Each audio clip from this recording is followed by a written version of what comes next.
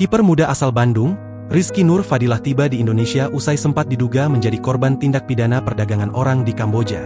Rizky tampil dengan kepala gundul dan kaos oblong biru di kantor Mapolresta Bandung pada Minggu, 23 November 2025. Dalam video yang beredar, Rizky menangis saat menyampaikan ucapan terima kasih kepada polisi. Dalam pelukan ibu dan anggota keluarganya, Rizky terseduh. Diketahui Rizky tiba di Bandara Soekarno-Hatta pada Sabtu, 22 November 2025. Sesampai di bandara, Rizky disambut oleh BP3MI Provinsi Jawa Barat, Satreskrim Polresta Bandung. Rizky juga mendapat pemeriksaan kesehatan dan pendalaman dari pihak penyidik. Rizky dalam kondisi sehat secara lahir dan batin. Saat ditanya, Rizky tak mampu menjawab pertanyaan tentang kondisi selama di Kamboja. Opi menambahkan jika Rizky akan dititipkan lebih dahulu ke dinas sosial untuk memberikan perlindungan, pemulihan, dan pendampingan.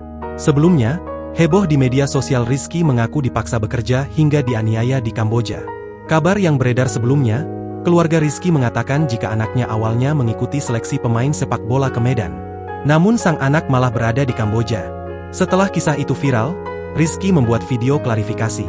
Rizky mengakui dirinya sengaja datang ke Kamboja. Kabid Humas Polda Jabar, Kombes Hendra Rochmawan mengatakan Rizky Nur Fadilah sengaja berangkat ke Kamboja bekerja sebagai scammer. Hendra juga mengatakan, Rizky berbohong ke orang tuanya akan mengikuti seleksi pemain bola ke PSMS Medan.